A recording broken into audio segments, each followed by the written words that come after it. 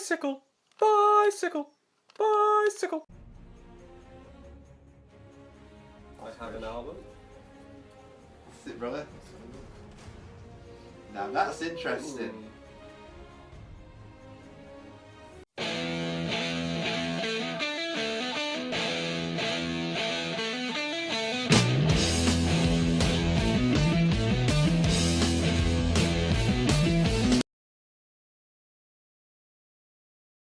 Hey dudes and dudettes, what is going on? Jonny Middleton, I'm joined once again by Austin Hard Rockin' Amigo. Travis Ward. And welcome to episode 12 of our classic song Crypt album review series on YouTube.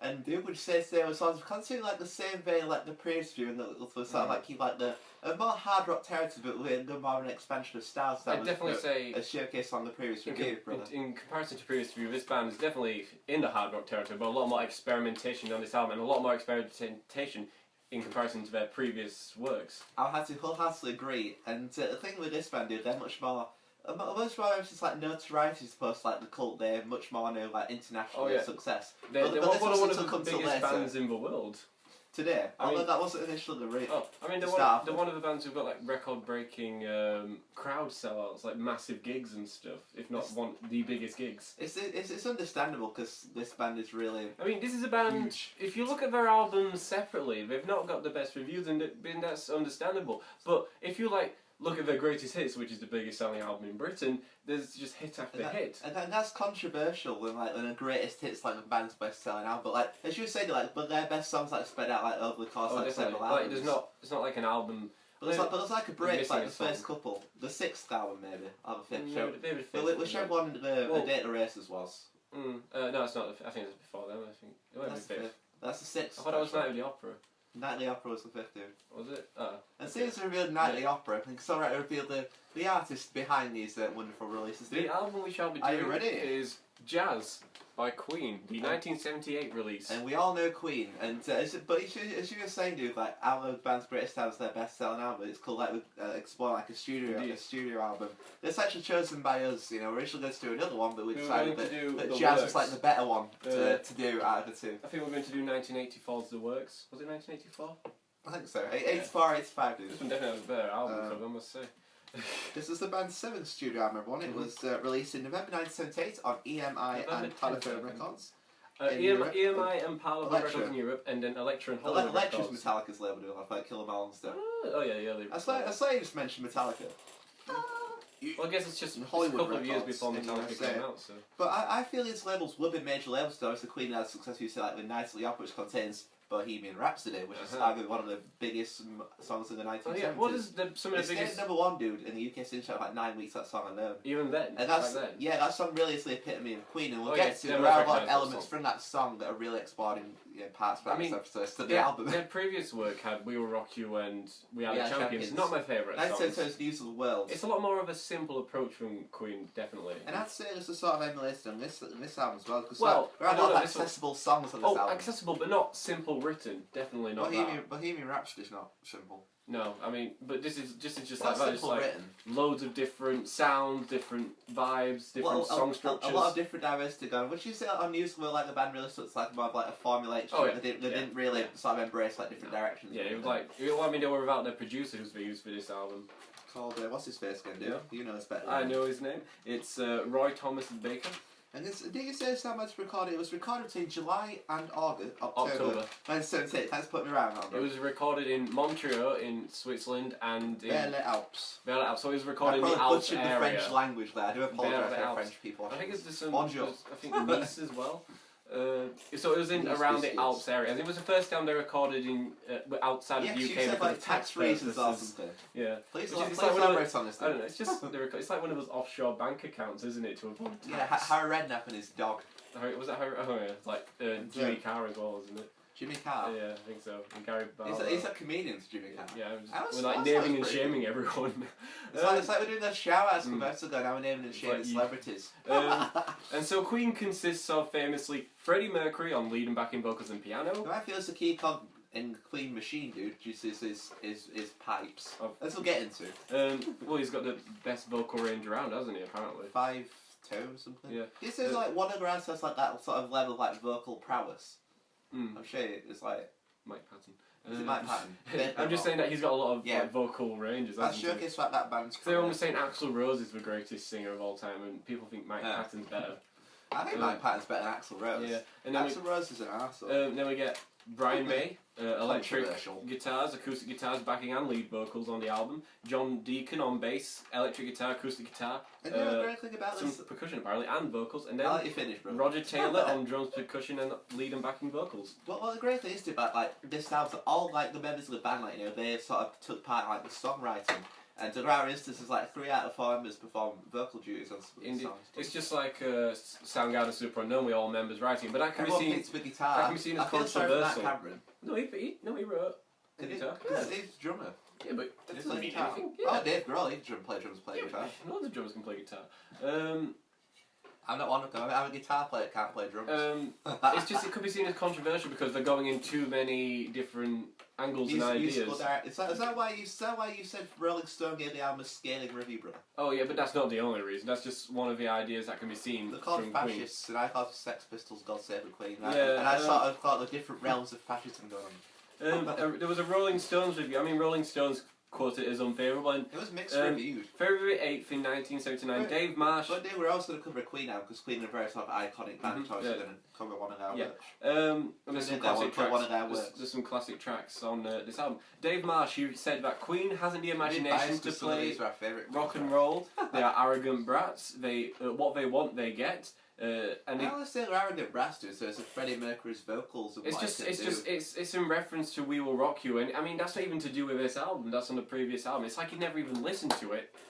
And it's because it's not saying you will rock us, we will rock you. It's giving it like conquering of the crowd approach of it, and that's when he calls them like the first truly fascist band. I thought the definition of the word fascism meant something different to that dude. Obviously, he's a critic. Of course, he's not going to know what he's talking about. Sure he is, yeah. Yeah. I mean, All Music gave it Smash a 4-star rating. That's where I was getting it mixed up from. And like although you were saying that there are like a range of like different styles on this album. Based on Wikipedia, this album is considered straight up rock. Based on Wikipedia. Rock. Queen just considers to be a full-on rock band. There's a lot of stuff. There's like country, there's disco, there's funk. There's like different styles of rock, there's pop, there's a bit of everything on this album. Guitar, it certainly has like the band's most arsenal, and it's certainly, you know, a step up in like musical diversity. Because of like the musical diversity, it's been seen as like a silly album. Accessible. This is the first song. Because it's like, mostly songs like they only last like 3 or 4 minutes. I mean, it's just like the first song. It's 13 tracks, so it's about like 45 It could be seen as a silly album just because of all the different sounds and lyrical themes that like it's over the top. The first song, dude, that really sums up the silliness. That's what Queen's all about. Of the album. I don't think it's eccentric silly. nature. I like the eccentric nature of Queen. They're full of it. Just throughout the whole career. I think the whole band joins in with it though. Well, Freddie Mercury really does give prominence to the whole what you were saying, where it was. Crowd silliness. And then there was a couple of singles released from this album. There was 1979. There was Fat Bottom Girls and Bicycle Race. And those two songs like allude to each other in each song, which we'll get into. They charted at 24 on the Billboard Hot 100 and 11 in the UK charts. The other singles are Mustapha and Jealousy, and neither of them were able to chart. There's another single, Don't Stop Me Now, dude. Jealousy was banned by the USSR, which was the only Queen song banned by the USSR, and was apparently supposed to be on the song list for the Moscow Games. Well, the Jealousy single was released in the USSR, but like Mustapha, the third single, it didn't chart in any of the regions it was released in. And the song Don't Stop Me Now, another one of the singles from the album, was basically, at first it's considered one like the weaker cuts from the album, but over time it becomes by one of the band's most famous songs. Everyone knows Don't Stop Me Now by Queen. And a little bit of diversity. The amount of commercials it's been used on is ridiculous. Is it? And different sorts of things. Movies, Shaun of the Dead. Yeah, in the bar scene. That song's not, well it is, because it's comedic zombie fun, so yeah, it does fit in the whole theme of the movie. The album can be seen as having a lot of diversity just because of the album cover. It's what Roger Taylor came up with after seeing UFO sort of, so it's jazz and pink. It's got it's something he'd seen on the Berlin Wall, which was obviously rife at that time. And that's a reference to the cult, dude. And so it can be seen as a significant departure from previous Queen albums just because the artwork has nothing to do with the title. And pretty much the title has nothing to do with the album. I'd say there's certainly no jazz-infused elements on this. Unless the acoustic guitar with it, that could be a bit jazzy. So, if you really look into it, which I could feel was a bit jazzy. at times. What jazz guitar mainly consists of. Well, I bet it sound pretty good. This album was like reissued once it did. It all got remastered in 2011. It's part like a universal reissue because like the band had been like EMI for like 40 years or something, and just like it was like it cut the ties that label to be on it for so long. The Universal, they featured get like an extra EP of like bonus tracks. Oh, cool. You also get live performances of Bicycle Race, Fat Bottom Girls, and Let Me Entertain You, all from different parts of the world and different places. Well, carry on with artwork. It's like an audio tour documentary.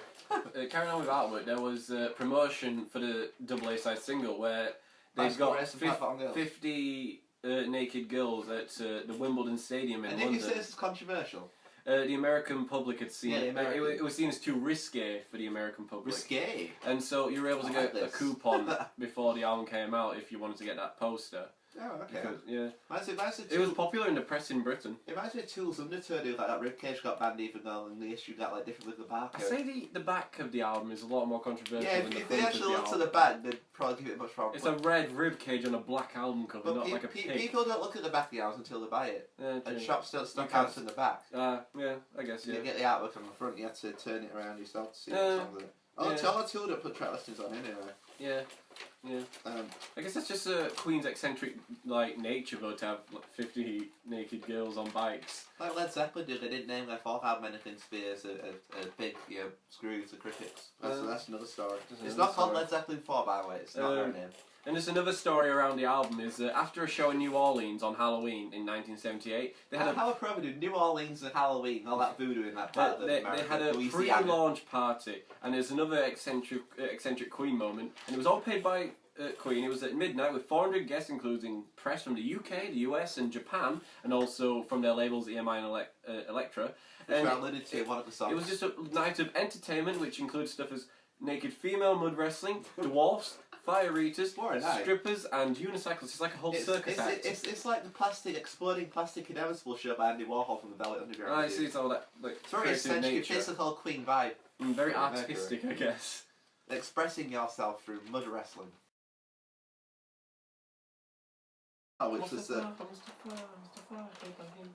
Which I feel sort of sums up the eccentric nature of Freddie Mercury, especially in the vocal department.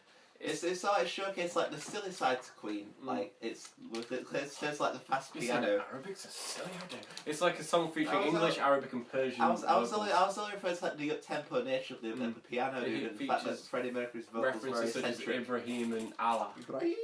I mean, it starts off loud and then it goes quiet, and then it bursts in with a crescendo. And don't have your music up too loud, I must say, because it's just shocking when it comes in. Freddie Mercury could write a song like this. Oh yeah, it is written by Freddie Mercury. It doesn't give too much away about the band, but it shows their eccentric, arrogant side. It's a very mysterious song, I must say. Like the intro is like a call to prayer line. It's saying until it gets the Allah will pray for you, and that's where it really starts showcases vocal style. I think it's a good way to kick off the album, though. It's like a burst of energy and silliness. It's just like a very sort of raucous song, like you said, you don't say anything. I mean, first you got this piano, bass, and drums, and then the guitars just crash in. I think Freddie Mercury's like a Muslim because a lot of Arabic greetings. I want to say I don't think he's. I don't know what religion he was, but I know he's got that from where he was originally from, though. I guess it feels eccentric nature, like the fact that he's able to incorporate Persian, Arabic, and a number of nonsensical invented words. It's very eccentric. Yeah, I mean you get a lot of it kicks in at 120 for the song, so be aware of that. It's about 3 minutes. It's a multiple vocal song which you've seen throughout Queen's career. I'd say Freddie is the one which helps carry on this song with his eccentric vocals. It's certainly the main standout instrument. And it's just his voice was considered an instrument, just expansive range. It's got a signature Brian May sounding guitar, which you've seen throughout the career as well. It's a bit like a spicy high guitar, tonality of his guitar. It's like We Will Rock You, just creeps up on me in a way. And I didn't initially really enjoy the song, but as I really listened to it, I I enjoyed the guitar. And I enjoyed the way Freddie delivered it more I like its diversity in sound. It's a lot. I mean, people would listen to News of the World, and this is the first song they hear on this album. It's just a breakaway with all this experimentation. This is just a little bit different. And later on, it has a riding sound and this intense build up into the album. They get a cool spice. The bicycle bells are shown throughout and played by all the band members. And like you said, it's like a grandiose way to open the album. It sort of shows a very sort of eccentric nature. Indeed, it's in your face. Written by Brian May, with lead vocals shared by both Freddie Mercury and Brian May. It's one of my favourites on the album, definitely. Fat Bottom Girls is quite simply the best Queen song ever, in my opinion. The song comes from Brian May. He's inspired by groupies who want more from a band than just the autograph. The group is like people like to follow the band around, aren't they, dude? I guess. And like Mercury would perform this song by himself, though, dude, like in live performances. It was like Brian May and Roger Taylor performing harmonies, because Roger Taylor sings too. Yeah, there's lower harmonies on the album, but in live performances, Roger Taylor would do a higher harmony, even though there's not one on it. On the final and it song sounds really weird.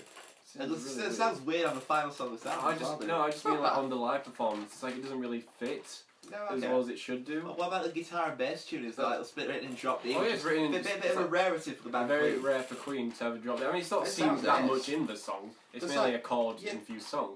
Well, that's your opinion. But it's chords. But basically, like, you get one guitar playing, like, it comes like before like the first there's lots verse of multi-layered kicks in, guitars in Queen. and then you get like another guitar that comes. It really sort of like beefs the song up in my opinion. Actually, if you hear the whole drop D heaviness, it bursts. I don't hear it. It reflects like the hard rock tendencies that the band probably aiming for with this song. It bursts in with the group of the harmony vocals, which is seen throughout. You have aggressive vocals from Mercury as well, especially when he sings "Get on your bikes and ride." Although it's a bit aggressive, but although the tempo at first is pretty slow in my opinion, the sound helps rise in with the second verse that continues throughout. It's like more grandiose, but it's a more melodic sort of calm, directional structure. It's very bluesy rock and roll song, definitely. I mean, it really kicks in when Freddie says "Get on your bikes and ride." It just kicks in with the instrumentation. It's like the whole, do you know, it like breaks down the whole like doom. It's very Zeppelin-esque in my opinion. Like a lot more hard, blues rock and roll, hard rock. Obviously, going to link Led Zeppelin to blues rock and roll. I think Queen can be linked to Led Zeppelin quite a lot, to be honest.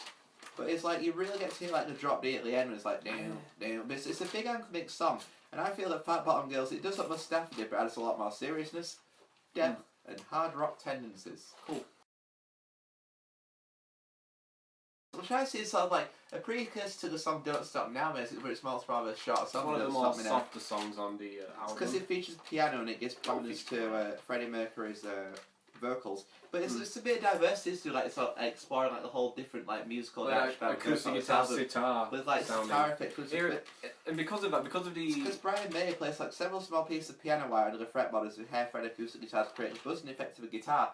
Obviously shown by the band Beats on song Norwegian Wood. Oh, and it's got. It gives me that Beatle approach. Song, dude, on the song White Queen as it began from the band's second studio album, and so it's False Queen 2. Which the artwork on that was very reflective of Bohemian Rhapsody, like the whole like people, start singing, is this the real life, so it's just fact. I can't remember. But yeah, sorry to put off there, Master. It just gives me that Beatles feel. It gives me like the Rubber Soul feeling because of the sitar, but also the Let It Be album feeling with their more softer numbers throughout the album. Beatles-esque. I'd say it's almost ballad-worthy, but it's a nice, smooth, relaxing song, and it shows an expansive music style. I like the way that like Freddie Mercury delivers his like vocal melodies in this song. It really adds something to the album. Really, even though it's like a pretty short song, it's like Freddie Mercury's vocals. They really do give like the grandiose nature to his like vocal delivery. I feel. Probably my favourite song from the album. Recording. This was like, it was much more of like a complex arrangement like the first three songs of the album, because it features quite a few changes. Like Bohemian Rhapsody. It has like a time signature change from like 4/4 to 6/8 back again. Yeah, it's because of that. Because of all the different pieces of diversity that Queen use, it makes it difficult for them to use everything live. It's more complex too, because like there's a programmatic section. Well, they could only use a segment of the melody or something, or medley. I'm trying to say. In live performances, it's like based on Wimbledon. I think this is to do with. Tour de France. No, this song is inspired by the Tour de France. When they were writing in France, the Tour de France went by and it inspired Freddie to... around here when it came to shit, wasn't it, dude? Yeah, because it was in Yorkshire. But yeah, it inspired Freddie to write. It's supposed to be a good thing, but people, it's always in Yorkshire, we complain. And so then we get some like more operatic vocals, the saying. There's a lot of key changes in this song. Like I said, dude, 4/4, 6/8, 4/4. Oh, okay. It has more piano and drums, it's similar to Jealousy and the Bill's been 10 for set time like Mercury's vocals like Time to Shine. And the lyrics also feature a lot of pop culture and Star political Wars. themes. It features Star Wars and Jaws. It also features Frankenstein, the Superman, Watergate scandal Peter in Pan. Vietnam and stuff like that. I didn't actually pick up on these scandals. I just picked up like the funny things to say, like Peter Pan and all that stuff. But this song is very nonsensical. A bit like Mustapha. I'll obviously tell make out what he's saying this because it's saying I want to ride my bicycle, I want to ride my bike. I mean, Only Freddie Mercury write lyrics like what's this very- song written by it's Freddie very- Mercury? it's very It was written by yeah. Freddie Mercury. It was a very eccentric complex song. personality. I mean, it kicks off with Especially like in the beginning. the chorus of vocals back into like small bit back into the chorus of I vocals, then felt- to that back and forth of with the piano and then like Freddie I against think the other so. members of I Queen. think so. And it was just like, it's probably like, out of the opening 4 songs, like the least accessible. Although it was released as a single, alongside a song I feel was fairly accessible. But it's like, you get like a mixture both of both, entwine I with each other. suppose. And this song actually references Fat Bottom Girls, didn't it, dude? Oh yeah, It's sort of like linking it those two says songs on- they released with double A-side singles, yeah, isn't it? and just how they, like you just said, twining with each other. And then It's not a in bad the song. middle of the song it cuts with the bicycle bells when you think it's going to end, but then Which like play there's by all a, members of the band, a different guitar riff from Brian May just like picking on the guitar. You get more like brings it back unique. in, so more sped up. You get more like unique like guitar melodies from Brian May, including like trills and heavy metal sounding Yeah, a lot guitars. of trills is what brings it back in. You get like more like unique vocal like melodies from Freddie Mercury It's an singing with Presidents. onslaught of Presidents. complexity in music. This song. It like settles, but then you get like the whole like little unique elements in there which make it like you said even more complex. But also makes it difficult for them to do it It's live. probably my least favourite out of the opening four, to be fair. Each to their own. Yeah. Which was a John Deacon composition, everyone. Mhm. And obviously being the bass player band Queen. Although some members play loads of different instruments on sound. Yeah, yeah. They didn't just play bass. Jonny Deacon which is also famous for writing the songs Another One Bites the Dust and I Want to Break Free. You're right, I want to break free too. That That video, wow. bit in drag. Freddie Mercury was just like, Probably learning I that was music dying now, to get in shouldn't we? drag, weren't you? And it's Well, just, Freddie Mercury is an eccentric individual, Indeed. I say. It's Like, what, one of- bless him. It's Daddy definitely Bass. one of the longest guitar-infused songs with a 2-minute solo. Probably It's- one of Queen's Yeah, it's longest one of the guitar very few solos. Queen songs that have like a Brian May solo last minute. I mean, to me, as soon as it started, It's it not reminded me like- of Manic Street Preachers, but I guess that's it's just not like me. in your face like the soda. It's not like Love by the Cult or Phoenix by the Cult. It's got a good vocal work as well with the group vocals. It's a live favourite in the 1970s. Mm. It's more hard rock than being like It's Fat Bottom definitely a Girls. guitar-heavy, pretty consistent song. And also shows But it's different... more like harder than that song because it's not written in drop D and like the whole vocal melodies and guitar melodies really make that song It's feel just more like a hard. lot more diversity from previous tracks. You're getting a bit different with each song. And I feel like when Freddie Mercury sings like around and around, if it's very panoramic, it goes around the room. Oh. You've got to get those Like sporadic a references Pink in there. Floyd effect, I guess, with all the amps going around the room. But do you know when it's in the chorus, like the whole apparatus, if you can't meet them, join them. I didn't initially feel that was very strong. It's only when I listened to it multiple times, I realised actually like a nice, it really does add to the strength of the album in my opinion, in terms of the overall quality. I like it because he just bursts into that guitar bit. That's it. Oh, I love that guitar from Brian May. It's like Hendrix Manic Depression in a way. Which was written by Robbie Williams, and it was from the album Sing When You're Winning. And it was actually, no, I'm joking. It was written by Freddie Mercury. The line, "We'll sing to you in Japanese," is reference to the track Tio Toriet's Let's Swing Center from A Day in the Races. Yeah, Queen's Day in the Races. There's also references to Electro Near Mine, a song to do. With Electro Near Mine, we'll show you where it's at. It's definitely an How audience many song. bands do allude to their record labels in songs? Probably very few. That's like Queen's like quite an individual, very eccentric band. I don't know if we've talked about what we already did. There's so many people that actually like Queen, apart from my guitar teacher, he doesn't really like them. Hey, interesting. But I feel this, get up as a Not even piano. hearing about today. Nah, I once learned the solo to that. Good But job. like open with piano, like guitar can sing like it sounds very much like Paul Di'Anno era Iron Maiden with the guitars. There's another song this which sounds very much like Paul Di'Anno era Iron Maiden with the guitars. Oh, okay. You get aggressive Mercury vocals sort of like reflects this. Definitely another hard Real, rock really number. fast part too. Because of its lyrical writing, it's definitely a. It like, sings on at the guitar crowd. line. Mercury sings on guitar line like a la Ozzy Osbourne, Black Sabbath, Iron Man. It reminds me of Roger Waters in the Flesh at the beginning of the Wall talk. You're better at Pink Floyd references, dude, because you know them more. It's fast and One of my aggressive favourite guitar work songs. from there. Definitely one of my favourites. Well, with Intention from Taylor, it was never performed live, dude. Did you say? I know it's one that crowds, people wanted to They play felt live, to make a live song band. especially because of its hard rocking How can you nature. not listen to your fans? I thought Freddie Mercury was a crowd pleaser. Yeah, but they had plenty of songs to play live though. No, I guess so. But like Brian May included snippets of it in his guitar There's a solo lot of the during the jazz tour.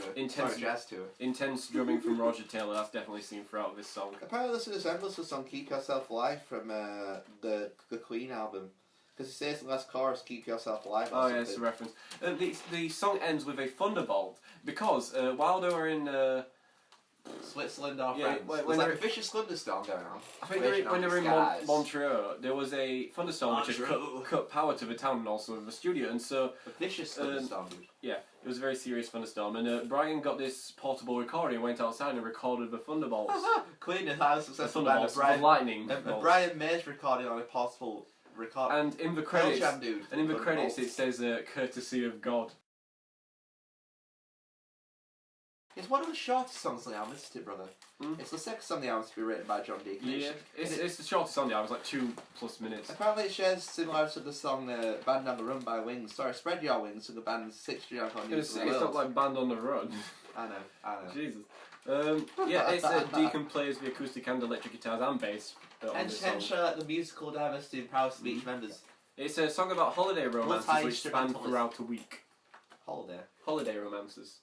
Aerosmith, dude. We're not going there. No. It opens like a more mournful Another song they never played in concert. Dude, the piano dominates a lot of this album. Oh yeah, definitely. There's a lot of piano. Yeah, I guess, yeah. Like, the drums, like, give prominence to Freddie Mercury's vocals. You know, they do really help to, like, create, like, that atmosphere. Because it's that more laid-back sounding song as well. It's less over the top than previous tracks. We still get those operatic Mercury stuff. More recognisable Queen approach, I guess, from the more simple There's more climax songs. in there. Yeah. Queen likes it. Freddie Mercury used to play the piano. Because there's less experimentation in this song.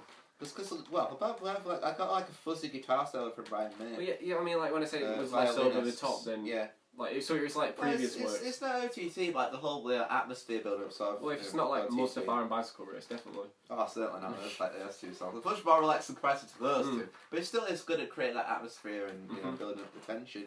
You know, I feel like Mercury's vocals do shine in the occasional guitar sequence, usually into the verses. It does sound pretty cool, and those two I feel like the shining lights in a very short, sort of average song, in my opinion. It's just like it's just like an album track in many ways.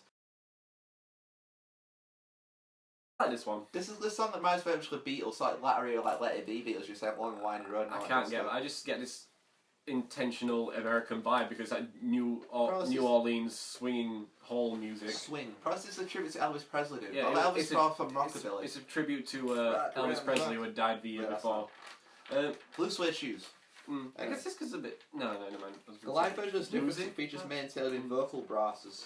It's all Brian May. I quite like it. It's very sort of blues. Delicate song. Yeah, it's sort of bluesy, psychedelic, acoustic guitar. So it's not really driving that whole Zeppelin. Reminds me of a slower Kooks.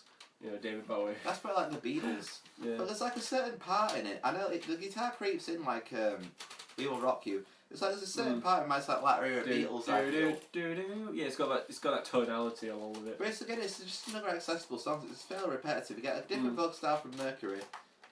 You know, it's very. I feel this vocal still. The lyrics make it more memorable. I feel like the whole vibe, you know, like the vocals and instrumentation. It's very sort of Beatles-esque, but then it does have its own like Queen vibe to it in many ways. But it's just like I feel it's just like another album track. It doesn't really anything new. But it's a bit different from the rest of the album. You know, it's an acoustic track. It's not bad. It is. I know. I mean, it's just not like any of the previous tracks on the album. Yeah, it's fairly structured. You can see why it could be like why Queen wants to explore the direction in that way. Definitely a touch of diversity from the rest of the songs. Another piece of diversity from the album. It's one of the first songs to experiment with electronic drums. Chili Peppers. It was written by Roger Taylor. It's got a disco funk sort of vibe to it. Which will be later, song. Another one rides the bus.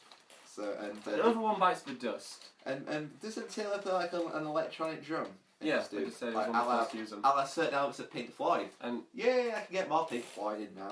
Well, not much Pink Floyd. But I feel this song's... What makes the song good for me, dude, is good music. So I'm not really a fan of like the vocal delivery. So it's very short, sharp vocal styles from Freddie Mercury. It's just like the music whole funk. I mean, I love Funky Queen. because I love Another One Bites the Dust, dude. It's got Queen is good, please. Driven by the bass. It's got a good disco thing, especially with the lyrics. They help build that up with Have a Good Time. It's got that dancey disco edge to it. I feel Queen could have really benefited from exploring much more of a funky rock direction. I guess this song's pretty. That's my opinion. Even though there's a lot of funk, it's a pretty consistent song throughout. It doesn't stand out as much than other songs on the album. I feel it picks it up purely for the music from it. There's a B-side one, singles one as well. Yeah, because it was a B-side to. I knew it was. Jealousy, I think, but in the USSR they'd use Don't Stop Me Now. Oh, okay. I've seen different regions using different songs. Does this be prevalent these days to do like bands use like other songs on the albums like B-sides to singles? I guess singles don't really stand out as much these days. We're in the digital age, folks. Music is dying. Physical copies of singles aren't seen that much these days. It's a ballad written by Brian May. Which again adds a bit of touch diversity to the album. He does all the vocals. Yeah, it's more like, with it being a ballad, so more touch, like tense like acoustic guitar in there too. And he performs all the vocal parts, lead and harmony. I see it as a his good vocals halfway. were sped up from the original song, which really adds touch diversity in the bridge with his vocals being sped up. You said it sounded like a woman. Yeah, it's because it's been sped up and so the temp is risen. It opens with like ambient sounds, to complement like the acoustic guitar. I said it's very sort of Spanish vibe sort of thing. You know. Halfway point between different tracks. vibe. 9 and 10 and 12 and 13, I don't know, it just fits in nicely in between because it's a bit different in the later half of the album, It's more like, softer. I feel it's sort of funny to like make the album like redeem its quality. I suppose. It gives me a Floyd Bowie feeling like when it first starts. It's very relaxing sometimes. Brian May's vocals are a lot deeper, and there's some bohemianisms in there too. Like those high operatic vocals. It's the instrumentation. It sounds somber, but the mood actually feels very upbeat. Obviously, Queen are very good writing upbeat songs. It's a nice touch diversity, like a nice silly ballad in there, I suppose. It's relatively short, I suppose, dude. Yeah. Although most of the songs are 3 or 4 minutes, very accessible. Speaking of upbeat songs, Don't Stop, it's very upbeat. Although it doesn't begin that way, just that piano, it doesn't really give any reference to what's to come later on. in modern times, this is definitely the most popular song from that album. Because like I said, initially the song wasn't really called for a highly by fans, but it's always later it's called one of the band's most famous songs. Was this released as a single? I think so, yeah. Because it's certified. It's certified gold. It reached number 10 in the UK, dude. It's certified gold. And Brian May don't really do much apart from playing a short guitar solo, providing backing vocals. Oh yeah, you can tell that's like that. The song was already written. You really get prominence to Mercury's vocals in the intro to the song. They really do stand out. Even the verses too, like the rest of the guitar. That solo at the end of Don't Stop Me Now reminds me like the solo at the end of We Will Rock You sort of thing, where it comes in right at the end. It really fits well with the flow of the song. That's why I really enjoyed it. So in popular culture, we've already mentioned Shaun of the Dead, and it was covered by McFly in 2006. Dude, it's funny because it went to number 1. But we would be the total people to like overplay this song, but we still really enjoy it. We probably overplayed it back in the day. But it's still really an awesome song. Bit cooler if it's too. Surprised I enjoy it most. I really heard it in like years. I can't get back into it. But because I've still overplayed enjoyed it, I can't. The amount of commercials we've heard. It's one of those Queen songs I can't. Pop cult. Well, it's because it was brought back again, wasn't it, by McFly? So it just burst into stuff. Always lots of the original songs. But it is like a very accessible song, like the whole guitar melody sort of fairly consistent it's throughout. Definitely... Even with the solo, it fits well with the flow of the song, in my opinion. Well, there's not much guitar in it. It's definitely a Mercury song. It's just especially Mercury, him and his piano. I mean, his drums and bass. It really does give promise to Mercury's vocals. On him. Definitely his vocals. It's definitely a ballad song as well. I feel it's not really a guitar solo. That's like I don't mean the guitar, but him and his piano. Yeah, I guess that does give it a ballad, but it's not really a prevalent part of the song. Especially for how popular it is now. Well, it's not one of my favourites.